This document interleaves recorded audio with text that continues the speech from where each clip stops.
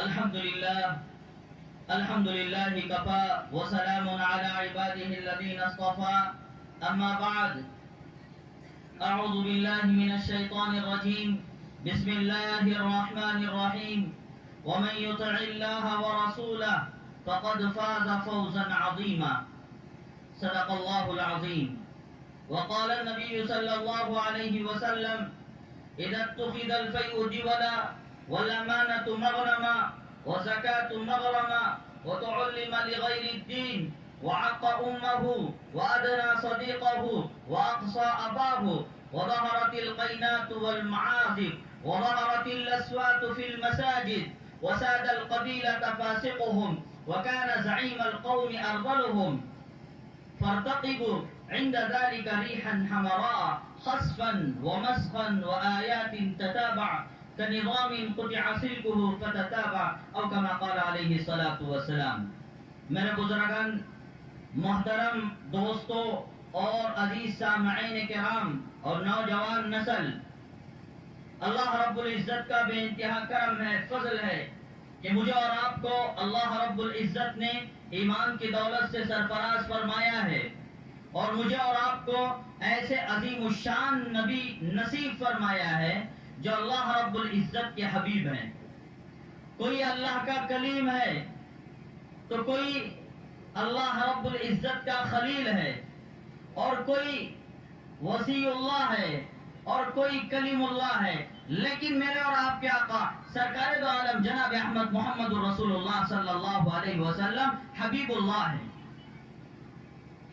میں میرے اور آپ کے آقا سرکار دو عالم صلی اللہ علیہ وسلم سے ایک مسلمان محبت کرتا ہے، اس کی فطرت کا تقاضا ہے اور ایمانی عقیدہ ہے. اللہ رب العزت کے بعد اگر کوئی ہے تو وہ میرے اور آپ کے آقا امام الانبیاء خاتم النبیین والمرسلین صلی اللہ علیہ وسلم ہیں. اور آپ علیہ السلام سے محبت ہر مومن بندے کی فطرت ہے، خواہ وہ مرد ہو کہ عورت، خواہ وہ بچہ ہو کہ جوان ہو، خواہ وہ علم والا ہو کہ علم نہ رکھنے والا، جاہل اگر کہا جائے تو ویسا آدمی بھی امام الانبیاء خاتم النبیین والمرسلین صلی اللہ علیہ وسلم سے محبت رکھتا ہے. یہ ایک ایمان والا اللہ کے رسول علیہ السلام سے کیوں محبت نہ رکھے اور اس کے اسباب، اس کی بنیادی وجوہات کیا ہیں؟ امام الانبیاء سرکار دو عالم صلی اللہ علیہ وسلم ایسے عظیم الشان شخصیت ہیں جن کو اللہ رب العزت محبوب رکھتے ہیں. اللہ کے رسول علیہ السلام، آپ علیہ السلام کے سلسلے میں ہماری عقیدت اور محبت بڑھ جائے، آپ علیہ السلام کا اعتقاد ہمارے دل کے اندر آ جائے تو پھر ہمارا ایمان کامل ہوتا ہے اور ایمان کے جتنے اسباب ہیں یہ تمام کے تمام اور جتنے احکام و مسائل ہیں ہم عمل کرنا ہمارے لیے آسان ہو جاتا ہے. جیسا کہ بڑے لوگ کہتے ہیں جب محبت گاڑی ہوتی ہے تو عیب پتلے ہو جاتے ہیں اور جب محبت پتلی ہو جاتی ہے تو عیب گاڑے ہو جاتے ہیں. جب ہمارے رسول صلی اللہ علیہ وسلم سے ہمارا رشتہ اور ہمارا تعلق اور ہماری محبت کم ہو جاتی ہے تو دنیا کے عیب ہمارے دلوں کے اندر آ جاتے ہیں، دنیا کی محبت غالب ہو جاتی ہے. اور اللہ تعالیٰ نے کلام پاک میں فرمایا ما جعل اللہ لرجل من قلبین فی جوفہ، اللہ رب العزت نے کسی بھی سینے کے اندر دو دل نہیں رکھا ہے، اللہ رب العزت نے ایک ہی دل رکھا ہے. یا تو اس میں اللہ رسول آئیں گے یا تو اس کے اندر دنیا کی گندگی آئے گی. میرے بزرگوں، اور اللہ رب العزت نے مختصر زندگی دے کر یہاں بھیجا ہے اور ہمارا مقصد آخرت ہے، دنیا نہیں ہے. اور دنیا جیسا کہ حضرت نے فرمایا الدنیا سجن المومن و جنت الکافر، دنیا مومن کے لیے قید خانہ ہے.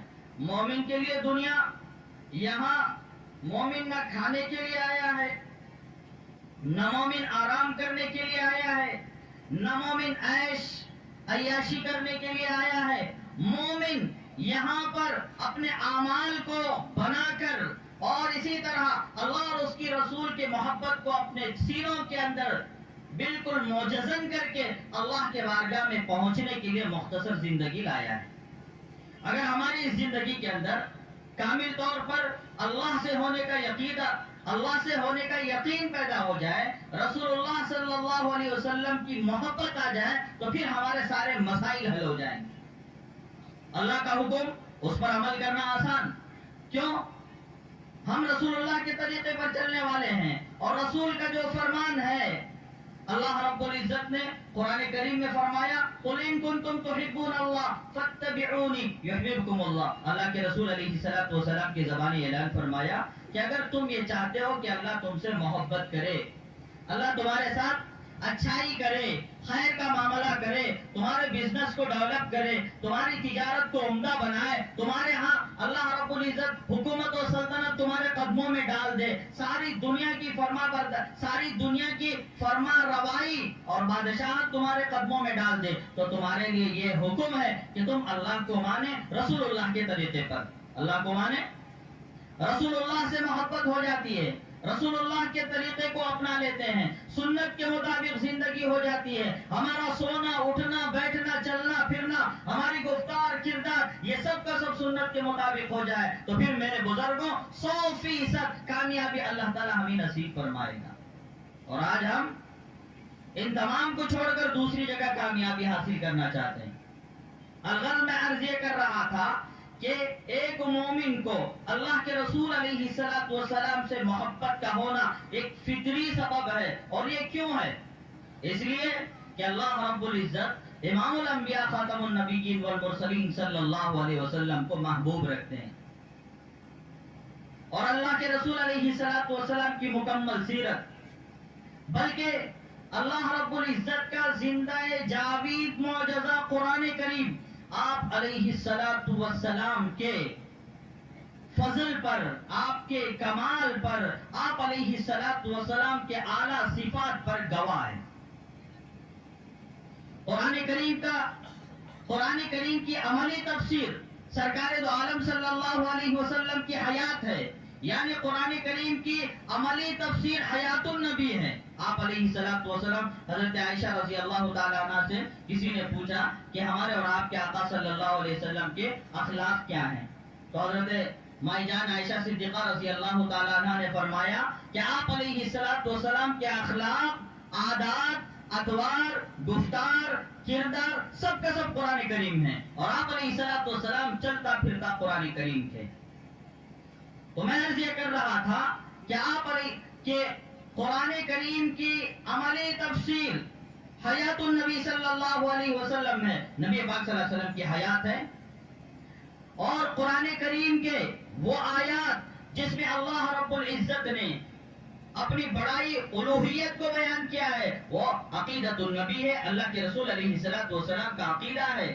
تکوینی آیات آپ علیہ السلام کے استدلالات اور دلیلیں ہیں، آپ کی نبوت کے اور آپ علیہ السلام کے استدلالات ہیں، اور قرآن کریم کے اندر وہ آیات جس کے اندر ترغیب ہے، جس کے اندر توجہ الی اللہ ہے، وہ آپ علیہ السلام کی جلوت ہے، اور آپ علیہ السلام کی خلوت جس کے اندر اللہ رب العزت نے امید کی آیتیں، رجا کی آیتیں اور اللہ رب العزت کے خوف کی آیتیں قرآن کریم کے اندر نازل فرمایا ہے، تو وہ آپ علیہ السلام کی نجی زندگی، جلوت والی آپ علیہ السلام کی رجائیت ہے، جس کے اندر نفی ہے اللہ رب العزت کے علاوہ ہر چیز کی، جس کے اندر نفی کی جاتی ہے، وہ آپ علیہ السلام کی فنائیت پر دلالت کر رہے ہیں۔ وہ آیت جس کے اندر اثبات حق ہے، وہ رسول پاک صلی اللہ علیہ وسلم کا احقاق حق پر دلالت کرنے والی آیات ہیں۔ الغرض میرے بزرگوں، آپ علیہ السلام کی پوری زندگی قرآن کریم کی پوری آیتوں سے مشابہ ہے، تو لہذا ایک مومن رسول اللہ کی زندگی کو اپناتا ہے تو اس کی زندگی کے اندر قرآن آ جاتی ہے، آٹومیٹکلی قرآن کے احکامات پر عمل کرنا اس کے لیے آسان ہو جاتا ہے۔ تو اس لیے میرے بزرگوں، آپ علیہ السلام سے محبت کئی کو کرنا، آپ علیہ السلام سے اس کے اسباب میں مختصر آپ حضرات سے گوشہ گزار کرتے چلتا ہوں کہ آپ علیہ السلام حسن و جمال میں، فضل و کمال میں، مال و منال میں، اور اسی طرح احسان میں آپ علیہ السلام سے بڑھ کر کوئی اس دنیا میں نہیں۔ ایک انسان دوسرے انسان سے محبت کرتا ہے، اس کے وجوہات میں سے ایک وجہ یہ ہے کہ وہ انسان اس کے نزدیک بہت ہی حسین ہے. کوئی حسین چیز دیکھتا ہے، خوبصورت چیز، بیوٹیفل چیز، یا کوئی ایسا منظر دیکھتا ہے تو اس کا دل اس کی طرف للچاتا ہے، اس کی طرف مائل ہوتا ہے.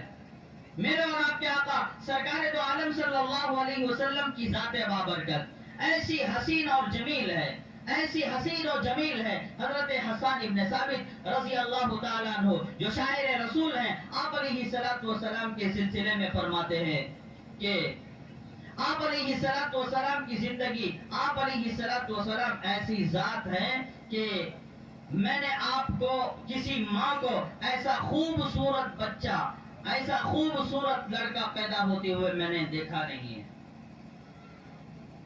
اجمل من کلم ترقت عینی، میں نے آپ علیہ السلام سے خوبصورت کسی چہرے کو نہیں دیکھا. اور کأنک قد خلقت کما تشاء، گویا کہ آپ علیہ السلام کا ڈھانچہ ہی ایسا ہے کہ خود آپ علیہ السلام نے اللہ سے درخواست کی ہو کہ اللہ مجھے ایسا بنا دے، اللہ نے بنا دیا ہے. کسی نے کہا کہ حضرت موسیٰ علیہ السلام نے اللہ رب العزت کے بارگاہ میں یہ عرض کیا کہ یا اللہ، ہم نے سنا ہے کہ آخری امت آئے گی جس کے نبی محمد الرسول اللہ ہوں گے اور ان کا لقب حبیب اللہ ہوگا. ان کا لقب کیا ہے؟ حبیب اللہ، اللہ کے چہیتے حبیب. اور حضرت موسیٰ کلیم اللہ ہے، اور اللہ نے حضرت موسیٰ علیہ السلام کو یہ معجزہ نصیب فرمایا تھا. بلکہ حضرت موسیٰ علیہ السلام کو اللہ نے یہ رخصت دے رکھی تھی کہ وہ دنیا میں اللہ رب العزت سے ہم کلامی کرے، وہ اللہ تعالیٰ سے بات کریں، گفتگو کرے. اور یہ پرمیشن اللہ نے حضرت موسیٰ کو دیا. تو حضرت موسیٰ کا لقب کلیم اللہ ہے، اللہ سے بات کرنے والے. جب اللہ سے بات کر رہے ہیں، اتنے قریب ہیں، تو دل میں بات آئی کہ اللہ سے پوچھ لیں کہ کلیم اللہ اور حبیب اللہ میں فرق کیا ہے. کلیم اللہ اور حبیب اللہ. تو انہوں نے پوچھا یا اللہ، یہ کلیم اللہ اور حبیب اللہ میں فرق کیا ہے؟ حضرت موسیٰ کے دل میں شاید یہ زعم ہو کہ یہ اللہ کے بہت زیادہ چہیتے، واقعتاً چہیتے ہیں. تو اللہ رب العزت سے پوچھے کہ حبیب اللہ کا کیا مقام ہے. تو اللہ کے رسول، تو اللہ رب العزت نے کہا کہ موسیٰ، تم کلیم اللہ ہو اور میرا آخری پیغمبر وہ حبیب اللہ ہے، وہ میرا بہت زیادہ چہیتا ہے. وہ اس کے دور حضرت موسیٰ نے پوچھا کہ دونوں کے درمیان میں فرق کیا ہے، دونوں کے درمیان میں کوئی فرق کی بات بیان کر دے. تو اللہ رب العزت نے کہا کہ موسیٰ، جب تم کو اپنی کتاب تورات لینا ہے تو تم کو آنا ہے کوہ طور کو، اور کوہ طور کو آ کر وہاں 40 دن کے روزے رکھو. اور پھر اللہ رب العزت نے تورات کی تختیاں اتاری تو اس بوجھ کو سر پر لادو، پھر اپنے قوم کے پاس لے کر آؤ. لیکن میرا حبیب محمد الرسول اللہ صلی اللہ علیہ وسلم، اس کا مقام کچھ اور ہوگا. جب بھی ہم اس کو بات کرنا چاہیں گے، جہاں بات کرنا چاہیں گے، کوئی قید نہیں کہ وہ کوہ طور پر آئے، وہ روزہ رکھیں، وہ فلاں کریں. ہم قرآن کریم کو نازل کرنا چاہیں، اگر محمد الرسول اللہ مکہ المکرمہ میں موجود ہو اور ہم کو یہ خواہش ہو کہ محمد الرسول اللہ سے بات کریں، ہم مکے کی گلیوں کے اندر بات کریں گے، مدینہ المنورہ میں بات کریں گے، بدر کے میدان میں بات کریں گے، حنین کے میدان میں ہم اپنے آیتوں کو نازل فرمائیں گے. یہاں تک کہ امام الانبیاء خاتم النبیین والمرسلین صلی اللہ علیہ وسلم مائی جان حضرت عائشہ صدیقہ رضی اللہ تعالی عنہا کے گود مبارک میں اپنا سر رکھے ہوئے ہو اور ہم چاہیں وہاں گفتگو کریں، ہم وہاں آیت نازل فرما دیں گے، حضرت جبرائیل علیہ السلام کو بھیج دیں گے. میرے حبیب کا یہ مقام ہے. میرا حبیب جہاں چاہے گا ہم وہاں سے اس کی گفتگو کر لیں گے. موسیٰ، تم کو کوہ طور پر آنا پڑے گا. اور اسی طرح فرمایا ہے اللہ، اور کوئی فرق؟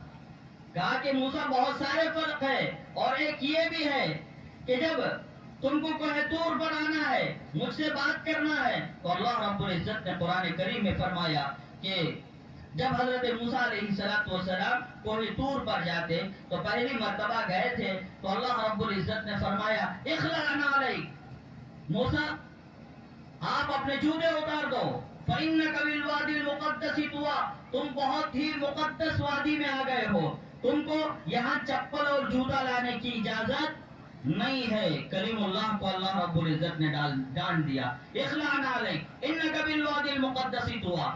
لیکن میرے اور آپ کے آقا محمد رسول اللہ صلی اللہ علیہ وسلم کی عجیب شان ہے، اللہ کے نزدیک عجیب مقام ہے۔ اللہ رب العزت نے چاہا امام الانبیاء خاتم النبیین والمرسلین صلی اللہ علیہ وسلم کو مسجد حرام سے، مکہ المکرمہ سے بیت المقدس لے گئے، بیت المقدس سے ساتوں آسمانوں پر، ساتوں آسمانوں سے اللہ رب العزت نے سدرۃ المنتہا پر، سدرۃ المنتہا سے عرش پر، اور جہاں اللہ رب العزت نے چاہا وہاں تک بلا لیا، اور جو بات کرنا چاہا اللہ نے اس کو سسپینس میں رکھا۔ فَأَوْحَى إِلَىٰ عَبْدِهِ مَا أَوْحَى، اللہ نے اور اپنے خاص بندے محمد رسول اللہ نے، حبیب اللہ نے کیا بات کی اللہ ہی کے پاس موجود ہے۔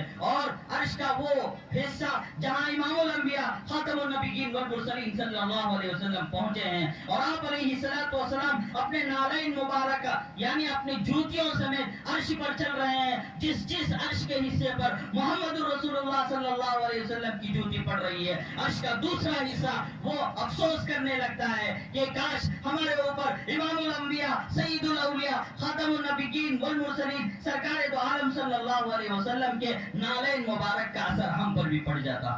ایسے عظیم آقا میرے اور آپ کے آقا محمد رسول اللہ صلی اللہ علیہ وسلم ہیں، جن کو اللہ رب العزت نے محبوب رکھا ہے، اور اللہ نے ایسی عظمت عطا کیا۔ قرآن کریم میں اللہ تعالیٰ نے اپنے حکم کو، اپنی اطاعت کو رسول کے اطاعت کے ساتھ جوڑا ہے۔ قرآن کریم کی آیت ہے، اللہ نے کہا ہے وَمَن يُطِعِ اللَّهَ وَرَسُولَهُ فَقَدْ فَازَ فَوْزًا عَظِيمًا، جس نے اللہ کی اطاعت کر لی اور محمد رسول اللہ جو اللہ کے حبیب ہیں ان کی اطاعت کر لی، اللہ نے سرٹیفکیٹ دے دی فَقَدْ فَازَ فَوْزًا عَظِيمًا، بڑی تاکید کے ساتھ کہ وہ بہت بڑی کامیابی کو حاصل کر لیا۔ یہ دنیا کی دولتیں، یہ دنیا کی ثروتیں، یہ دنیا کی چیزیں اللہ رب العزت کے نزدیک کوئی حیثیت نہیں رکھتی۔ ایک مومن بندہ غریب ہے، اپنی غربت میں امام الانبیاء کے نقش قدم پر چل رہا ہے، آپ علیہ الصلوۃ والسلام کی سنتوں کو اپناتا ہے، تو اللہ تعالیٰ کہتے ہیں یہ اپنی غربت میں رہ کر کامیاب ہے، یہ اپنی فقیری میں رہ کر کامیاب ہے۔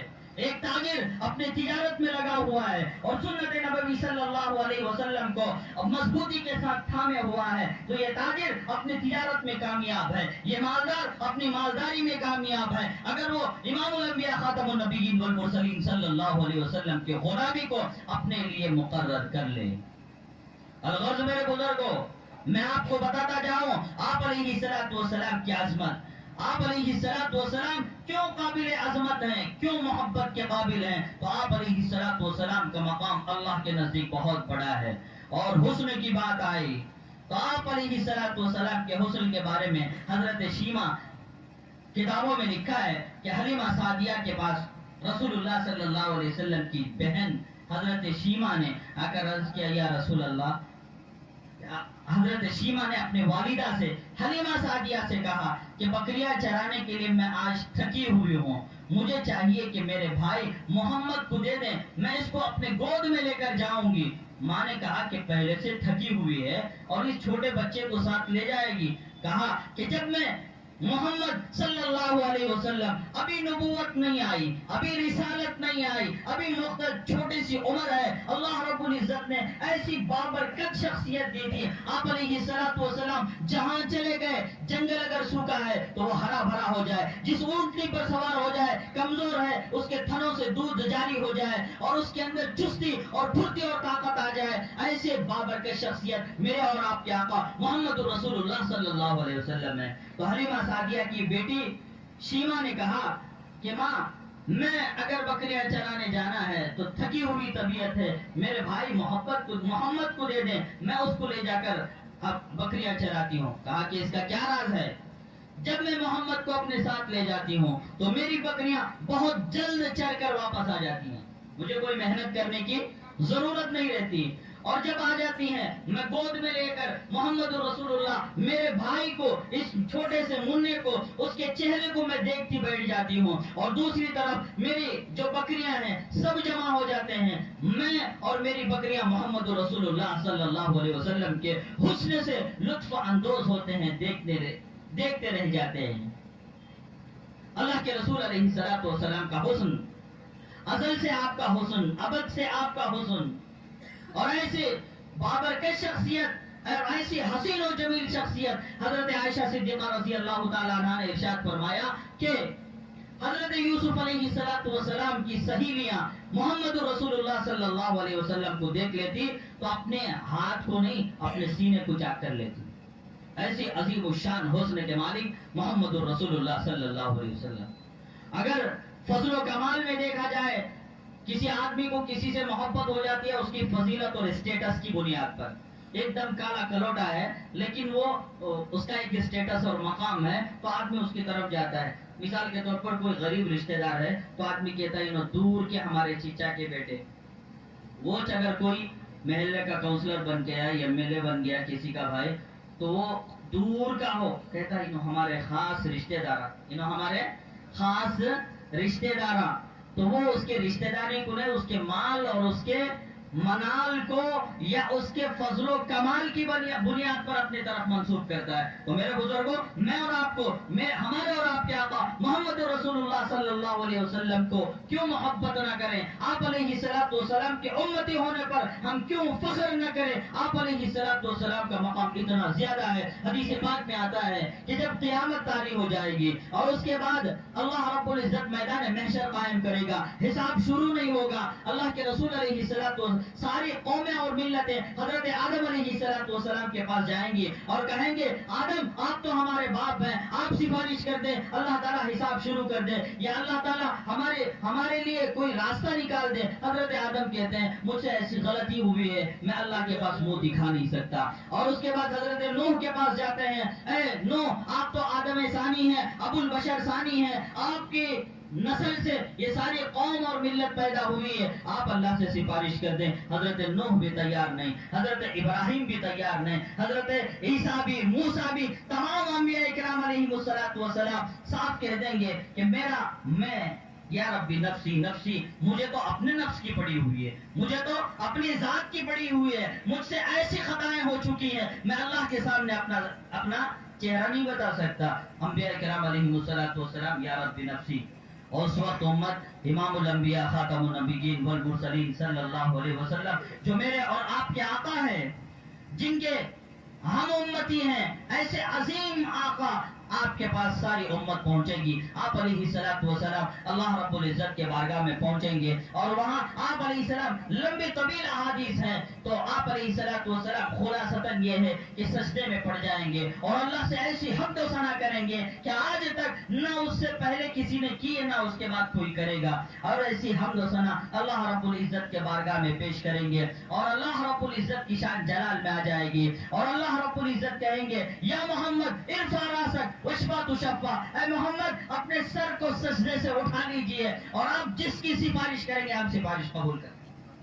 امتی اپنی اذان کے بعد جو دعا پڑھتا ہے اس کے اندر دعا میں کہتا ہے اللہم رب هذه الدعوة التامة والصلاة القائمة آتی محمدا الوسیلة والفضیلہ.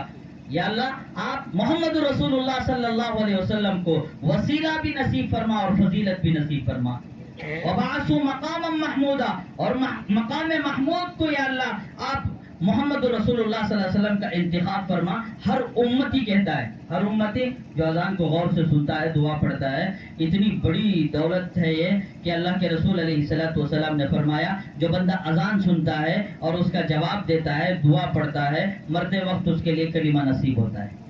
کتنا آسان سودا ہے، مرتے وقت کلمہ نصیب ہوتا ہے. ہر امتی کی خواہش ہوتی ہے کہ وہ اذان کو غور سے سنیں، اس کا جواب دیں اور یہ دعا پڑھیں تو پھر اللہ رب العزت اس کو مرتے وقت کلمہ نصیب فرماتا ہے. مسواک ہے، سنت ہے، اس کو عمل کرتا ہے، اللہ مرتے وقت کلمہ نصیب فرماتا ہے. الغرض میرے بزرگوں، اللہ کے رسول علیہ السلام امت کے لیے، امت کے گناہگاروں کے لیے اس وقت سفارش فرمائیں گے اور جس کی سفارش فرمائیں گے اللہ تعالیٰ اس کو جنت نصیب کرے گا.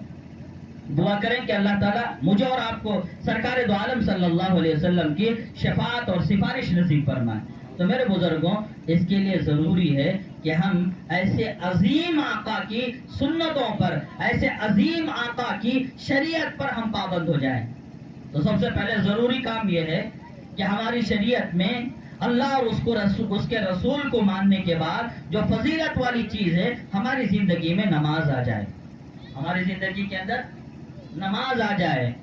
میرے بزرگوں، نماز ایک ایسی چیز ہے جس دھرتی پر مومن بندہ سجدہ کرتا ہے، نماز کے لیے کھڑا ہوتا ہے، تکبیر، حدیث پاک میں کنز العمال کی حدیث ہے کہ ایک بندہ کھڑا ہوتا ہے، نماز کے لیے تکبیر باندھتا ہے، اللہ اکبر، تو اس کے سارے گناہ اس کے سر پر آ جاتے ہیں۔ جب وہ بندہ رکوع کرتا ہے اور سجدے میں چلا جاتا ہے اور اپنے سر کو رگڑتا ہے اور اپنے رب کی بڑائی بیان کرتا ہے، سبحان ربی الاعلیٰ، اے میرے رب آپ کی ذات بڑی پاک ہے، آپ بہت بلند ہیں اور میں بہت ذلیل ہوں، اللہ کے سامنے ذلت سے اپنے سر کو جھکاتا ہے، تو پھر اللہ رب العزت اس کے سارے گناہوں کو معاف کر دیتے ہیں۔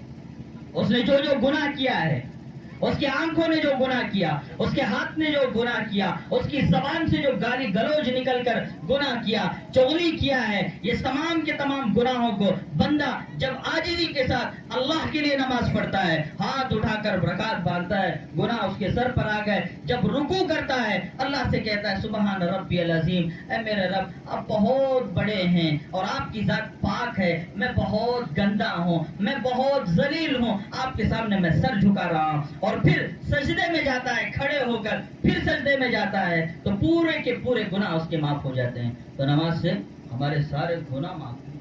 ہم نے کتنے گناہ کیے، روزانہ کتنے گناہ ہوتے ہیں، ہم چاہ کر بھی گناہ ہوتے ہیں، نہیں چاہ کو بھی گناہ ہوتے ہیں۔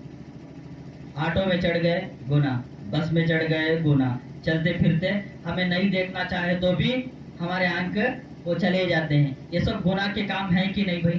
ہے۔ اور حدیث پاک میں آتا ہے جو بندہ وضو کے لیے وہ نماز کے لیے وضو کرتا ہے تو ہاتھ دھوتا ہے تو ہاتھ کے اس کے گناہ جھڑ جاتے ہیں، وہ کلی کرتا ہے منہ کے گناہ جھڑ جاتے ہیں، چہرے پر پانی ڈالتا ہے چہرے سے ہونے والے سارے گناہ اللہ معاف فرما دیتے ہیں، قدم دھوتا ہے، پیر دھوتا ہے تو اللہ تعالیٰ پیروں کے گناہ کو بھی معاف کرتے ہیں، غلط جگہ میں اس کے قدم چلے تھے اللہ معاف کرتا ہے۔ تو نماز کتنی اہم چیز ہے، ہمارے ایک طرف سے گناہ معاف، دوسرے طرف سے اللہ حلال روزی کا نظام فرماتا ہے، اور جن کو حلال روزی دیا ہے روزی میں برکت نصیب کرتا ہے۔ میرے بزرگوں، مال آدمی کما رہا ہے، روزی میں برکت ہی نہیں۔ یہاں 1000 روپے کمایا، 2000 کی بیماری گھر میں ہے، یہاں 1000 روپے کا کمایا، 2000 سے بڑھ کر وہاں خرچے ہیں، یہ کیا ہے؟ کمائی میں بے برکتی ہے، برکت الگ کثرت الگ۔ نماز پڑھے تو 2000 کی جگہ 50,000 نہیں ہوتے، تھکے کے نیچے پورا پیسے ایسا کیا بھی نہیں ہوتا۔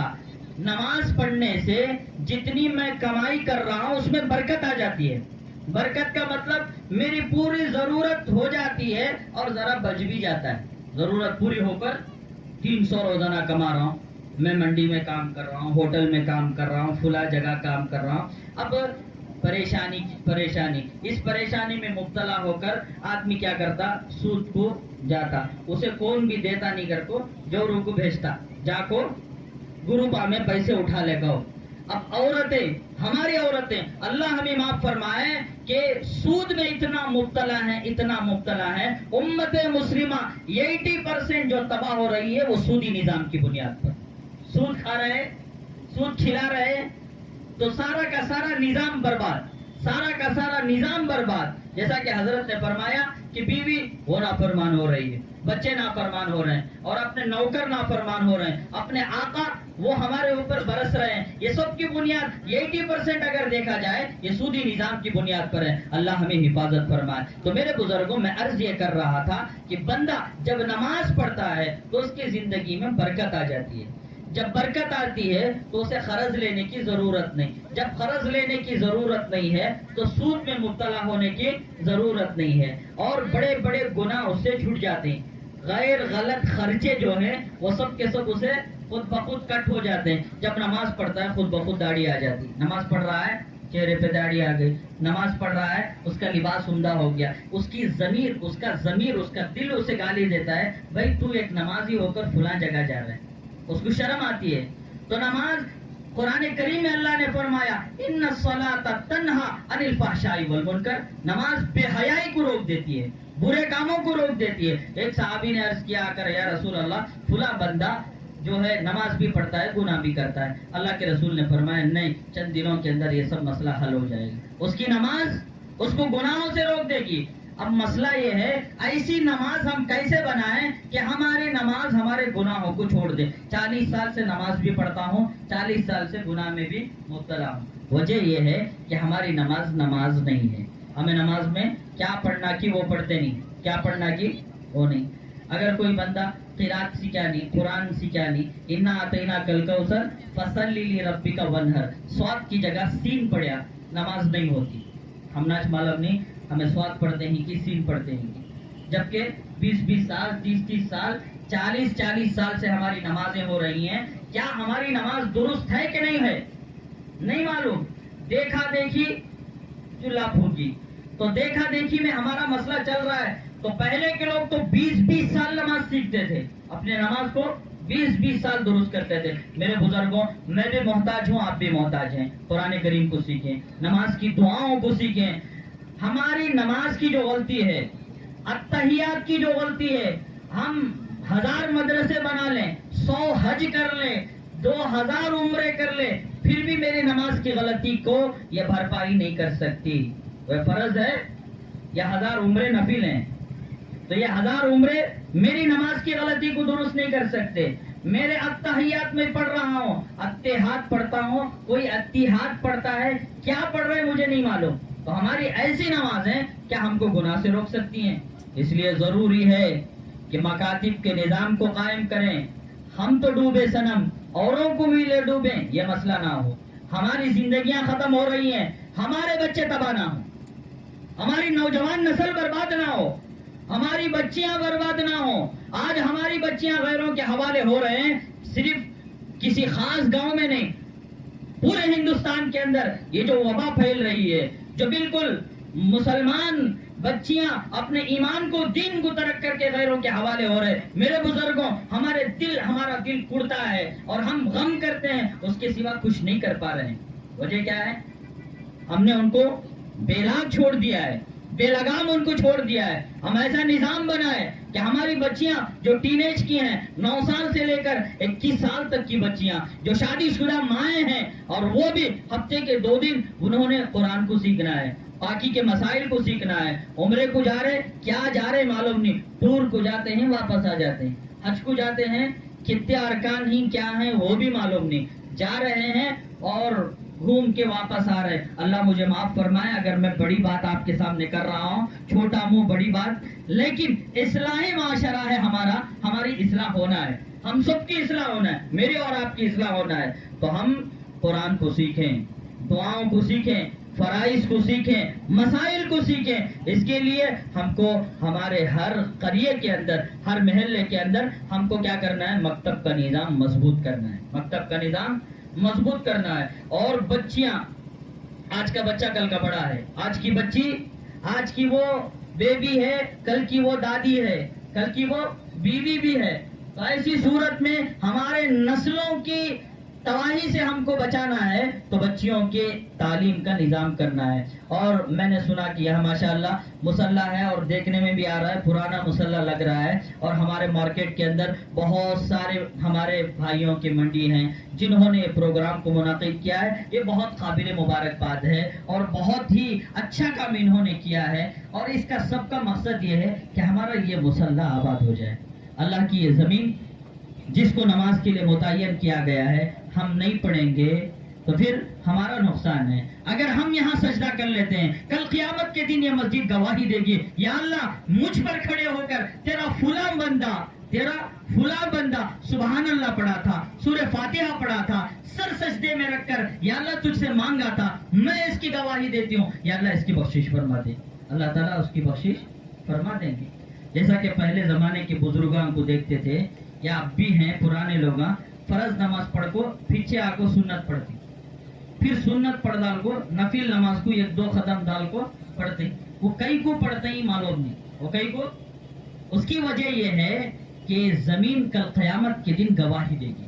یہ زمین کل قیامت کے دن گواہی دے گی کہ یا اللہ اس نے مجھ پر بھی سجدہ کیا تھا، زمین کا وہ حصہ کہے گا یا اللہ مجھ پر بھی سجدہ کیا تھا. یا افریقہ کی جماعت میں چلا گیا، افریقہ کی زمین اللہ کے پاس کہے گی یا اللہ یوگانڈا میں کلکڑا کا بندہ آیا تھا، اس نے روئے زمین پر سجدہ کیا تھا، کفرستان میں اس نے سجدہ کیا، جنگلات میں سجدہ کیا. میرے بزرگوں، صرف سجدے کی کیا بات ہے، اللہ کا نام بھی جس روئے زمین پر لیا جاتا ہے، کل قیامت کے دن وہ اللہ کے سامنے کھڑے ہو کر اللہ سے عرض کرتے ہیں یا اللہ اس نے فلاں پر. حضرت شیخ زکریا صاحب رحمۃ اللہ علیہ آپ بیتی میں لکھے ہیں کہ جب وہ دلی سے سہارنپور جاتے تھے تو درمیان میں جو ندی یمنا ندی یا جمنا ندی جو بھی یمنا ندی آتی، تو حضرت شیخ زکریا صاحب رحمۃ اللہ علیہ فرماتے ہیں میں چھوٹا تھا، میں نے یہ حدیث پڑھی تھی تو میں اپنا جو سر ہے باہر دے کر اذان دیتا کہ کل قیامت کے دن یہ یمنا ندی اور اس کا چلنے والا پانی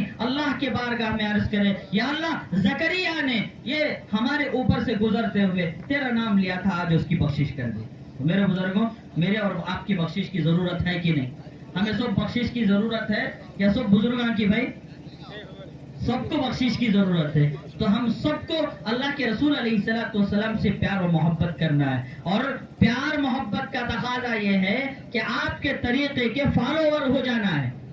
آج آدمی کو فلاں بندے سے، فلاں ایکٹر سے پیار ہو گیا، بال بھی اس کے، چال بھی اس کی، گفتار بھی اس کے، ڈائلاگز بھی اس کے، یہ سب کا سب کیا ہے، یہ ایک دنیا دار بندے سے محبت ہو جاتی ہے تو اس کا پورا حلیہ یہ اپنا لیتا ہے. جب ہمارے اور آپ کے آقا محمد رسول اللہ صلی اللہ علیہ وسلم ہر اعتبار سے محبت کے قابل شخص ہیں تو ہم کو ہر اعتبار سے رسول اللہ کے تابع بن کر، آپ کے فالوور بن کر زندگی گزارنا ہے کہ نہیں ہے؟ اس کا تقاضا یہ ہے، صرف یہ نہیں کہ بابا پانی لے لگا ہوگا تو بچہ بولے کرتے تم نہ بہت محبت لے لگاتا نہیں، تم نہ بہت محبت تمہیں کدو مجھے پسندی پانی ایک لے لگاتا نہیں. تو کیا بھئی یہ محبت کا تقاضا ہے؟ محبت کا تقاضا یہ ہے کہ باپ کے ضرورت کو سمجھ کر اس کے پوچھنے سے پہلے پانی ادا کرے، تو یہ محبت کا تقاضا پورا کرنے والا. تو ہم مومنین کو چاہیے، ہم مسلمانوں کو، کلکڑا کے مسلمانوں کو، خصوصاً اس منڈی کے اور یہاں رہنے والے احباب کو چاہیے ہم رسول اللہ کی اتباع کریں. وقت ہو گیا ہم نماز کی پابندی کریں، وقت ہو گیا نماز کی پابندی کریں. اگر کوئی مومن بندہ اپنے آقا کے پاس جا کر یا اپنے یجمان کرنے میں نماز کو 5 منٹ میں جا کر جاتا ہوں تو کون تی بھی نکو گتی کیا بھی کون تی بھی بولتی کیا، تو ہماری کمی ہے. وہ ہمارا ایمان مضبوط بننا ہے، ہمارے گناہ معاف ہونا، اللہ کی رحمت آنا، ہمارے مسئلے حل ہونا. ہمیں کام بھی شروع میں بولے نہیں عاملان کرنے فلاں کرنے نہیں جانا کر، تو اللہ کے دربار کو مضبوطی سے پکڑ لینا. جو ایک در کا ہو جاتا اللہ تعالیٰ اس پر سب کرتا، نہیں کر تو در بدر ہو جاتی، نہیں کر تو ہمیں ایک در کے ہونا، در بدر ہونا، ایک در کے ہونا.